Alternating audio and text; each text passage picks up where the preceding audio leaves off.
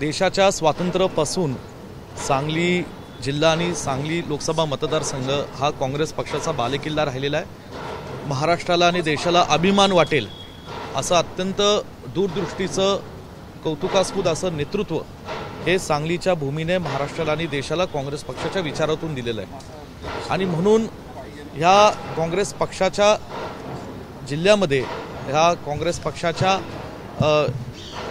विचारधारेवर विश्वास ठेवणाऱ्या लोकांच्या जिल्ह्यामध्ये हा काँग्रेस पक्षाकडेच लोकसभा मतदारसंघ राहिला पाहिजे ही सांगलीकरांची मनापासून इच्छा आहे। सांगली जिल्ह्याच्या काँग्रेस पक्षाच्या कार्यकर्त्यांची नेत्यांची इच्छा आहे।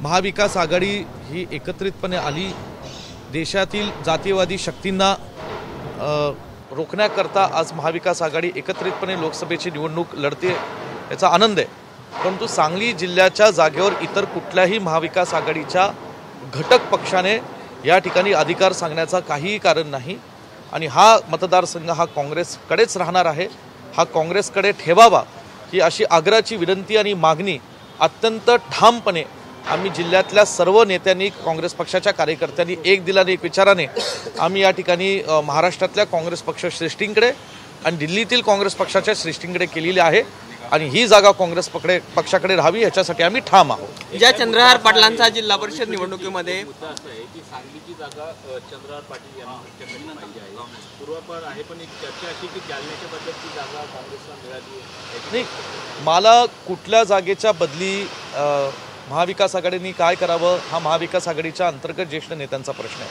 पण सांगलीची जागा आम्ही सोडणार नाही। चंद्रहार पाटील हे डबल महाराष्ट्र केसरी आहेत, पैलवान म्हणून ते प्रसिद्ध आहेत, परंतु राजकारण करत असताना समाजकारण करत असताना एक विचारधारेचं पाठबळ लागतं आणि सातत्याने लोकांमध्ये जनसंपर्क ठेवून लोकांचे प्रश्न सोडून घेऊन सांगली जिल्ह्यामध्ये आज दुष्काळाचा प्रश्न आहे, अनेक पाण्याचे प्रश्न आहेत, इतर काही प्रश्न आहेत, हे प्रश्न सोडवण्याची एक भूमिका सातत्याने ठेवावी लागते। आज काँग्रेस पक्षाच्या आमच्या सर्व नेत्यांनी, मग ते जतमध्ये विक्रम सावंत असतील, पृथ्वीराज पाटील असतील, जयश्री वहिनी, विशाल पाटील या सगळ्यांनी ही भूमिका घेतली आहे। सांगलीकरांना ह्याची पूर्ण कल्पना आहे आणि म्हणून अशा दृष्टीने आज चंद्रहार पाटलांची उमेदवारी ही चंद्रहार पाटलांनी सुद्धा शिवसेनेत अवघ्या 6 ते 7 दिवसापूर्वी प्रवेश केलेला आहे आणि म्हणून शिवसेनेने ही मागणी ही त्यांची चुकीची आहे आणि आम्ही शिवसेना ही पक्षाला विनंती करतो की सांगली जिल्हा हा जो काँग्रेस पक्षाचा बालेकिल्ला आहे त्याच्यावर हा हट्ट तुम्ही करू नये। आज सांगली जिल्ह्यामध्ये जवळजवळ 600 गाव आहे, आज या ठिकाणी शिवसेनेच्या नेतृत्वाने सांगावं की त्यातली 10% ग्रामपंचायत सुद्धा त्यांच्या ठिकाणी लोकनियुक्त सरपंच आहेत का, पण आज काँग्रेस पक्षाचे त्या ठिकाणी आज जिल्हा परिषद, पंचायत समिती आणि अनेक स्थानिक स्वराज्य संस्थांमध्ये कार्यकर्ते आहेत, पदाधिकारी आहेत आणि म्हणून ही जिल्हा हा मतदारसंघ काँग्रेस पक्षाकडे राहायला पाहिजे ही आमची मनापासून इच्छा आहे। सातत्याने संजय राऊत भूमिका मांडतात की चंद्रहार पाटील हेच आमचे सांगलीचे उमेदवार असणार, महाविकास आघाडीमध्ये कुठेतरी मिसकम्युनिकेशन आहे का या सगळ्या? नाही, संजय राऊत साहेब हे शिवसेनेचे नेते आहेत, महाविकास आघाडीच्या बाबतीतली भूमिका ते व्यक्तिगत सांगू शकत नाही। शिवसेनेच्या वतीने जर ते काही सांगत असेल तो त्यांचा विषय आहे, मी त्याच्यावर काही भाष्य करणार नाही। महाविकास आघाडीमध्ये शिवसेना, काँग्रेस, राष्ट्रवादी हे 3 पक्ष आहेत आणि 3 पक्षाच्या वतीने अधिकृतपणे ह्याच्यावर वक्तव्य भाष्य झालं पाहिजे। पुन्हा मी सांगू इच्छितो की कुठल्याही पक्षाने व्यक्तिगत त्याच्यावर टिप्पणी जागा वाटपाबाबतीत करू नये। या ठिकाणी आज सांगलीची जागा ही काँग्रेस पक्षाकडे राहिली पाहिजे आणि जर संजय राऊत साहेब काही व्यक्तिगत जाहीर करत असतील तर त्यांचा प्रश्न आहे। सांगलीची जागा आम्ही काँग्रेस पक्षाचे कार्यकर्ते लढण्यास सक्षम आहोत आणि आम्ही ही जिंकण्यासही सक्षम आहोत। चंद्रहार पाटलांचा जिल्हा परिषदला सुद्धा पराभव झाला होता, तो उमेदवार लोकसभेला कसा असल्या परिपक्व निवडणुकीत निवडून येऊ शकतो? मी तुम्हाला सांगितलं ना, चंद्रहार पाटील हे आमचे मित्र आहेत, एक पैलवान म्हणून ते प्रसिद्ध आहेत, परंतु या ठिकाणी आज समाजकारणात राजकारणात काम करत असताना अनेक त्याच्यामधले पैलू असतात आणि म्हणून या बाबतीत मला एवढंच सांगायचं की कुणाला उमेदवारी द्यायची, कुठून द्यायची हा त्या पक्षाचा विषय असतो। 6 दिवसांपूर्वी चंद्रहार पाटलांनी या ठिकाणी आज शिवसेनेत प्रवेश केला म्हणून शिवसेनाने तो ठरवलं पाहिजे, पण सांगलीच्या बाबतीमध्ये आमचा निर्णय झालेला आहे। आम्ही काँग्रेस पक्ष या ठिकाणी ही जागा लढतोय।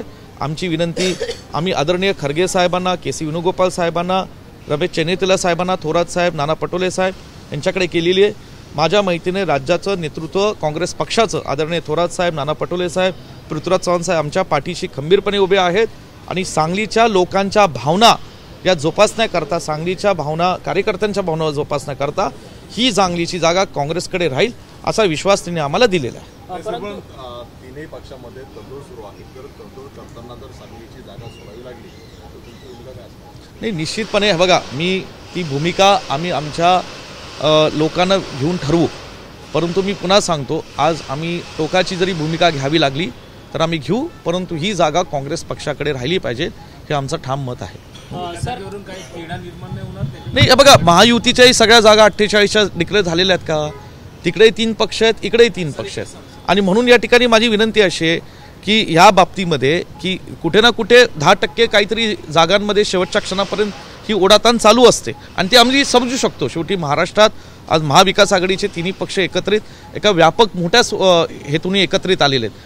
परंतु आमचा विषय हा सांगलीचा आहे. सांगलीच्या बाबतीत आम्ही आमची भूमिका स्पष्ट केलेली आहे पक्षश्रेष्ठीकडे. राज्याचे उद्योगमंत्री उदय सामंत यांनी एक गौप्यस्फोट केला आहे की खरं तर काल राहुल गांधी हे मुंबईत होते आणि मुंबईत असताना राहुल गांधींनी सगळ्या त्यांच्या कोर कमिटीची बैठक घेतली आणि एक महाराष्ट्राच्या लोकसभेचा एक रिपोर्ट समोर ठेवलाय की महायुतीला 40 जागा येतील असं त्यांनी आमच्या स्वतःच्या कोर कमिटीला सांगितलंय, असा दावा उदय सामंतांनी केला. एक तर कुठल्या कोर कमिटीची बैठक काल झाली असं मला तरी ज्ञानात नाही आहे. म्हणून हे उदय सामंत साहेब हे कुठल्या बेसिसवर वक्तव्य करतात त्यांना माहीत. कदाचित उदय सामंत साहेब महाविकास आघाडीच्या कुठल्या पक्षाच्या संपर्कात आहेत का आणि म्हणून हे विधान करतायत का? आता उदय सामंत साहेब कुठल्या दृष्टीने महाविकास आघाडीच्या घटक पक्षातल्या संपर्कात आहेत ते त्यांना माहीत. काल सर राहुल गांधी यांची भव्य सभा झाली. या सभेदरम्यान राहुल गांधी यांचं भाषण झाल्यानंतर सभास्थळावरील काही माणसं उठून गेली असा आरोप भाजपकडून केला जातोय. एक व्हिडिओ सुद्धा त्यांनी ट्विट केलेला आहे. नाही, हे बघा, सभेची वेळ महाराष्ट्रातल्या मुंबईतल्या जनसामान्यांकरता ही दुपारची 4-4:30ची वेळ दिलेली होती. आपल्याला लक्षात असलं पाहिजे की मुंबई हे सर्व जाती धर्मातील लोकांचं शहर आहे आणि आपल्या काय ते मैदान शिवाजी पार्कवर ही सभा होत असताना प्रचंड मोठं मैदान आहे आणि काही लोक संध्याकाळी 7 नंतर आली होती. 4:30-5 वाजल्यापासून थांबल्या लोकांना थोडंसं संध्याकाळपर्यंत सभा 9:30-10पर्यंत चालली. राहुलजींचं भाषण अत्यंत ऐकण्यास सगळे लोक मोठ्या संख्येने उत्सुक होते. इतर राष्ट्रीय पक्षाच्या नेत्यांना सुरुवातीपासून सगळा मान, त्यांचा सन्मान राखत त्यांची भाषणं अत्यंत चांगल्या पद्धतीने झाली. राहुलजींचं भाषण झाल्यानंतर आदरणीय खरगे साहेब बोलले. खरगे साहेबांचा सुद्धा भावना करण्याकरता मोठ्या संख्येने लोक उपस्थित होते. एबीपी माझा, उघडा डोळे बघा नीट.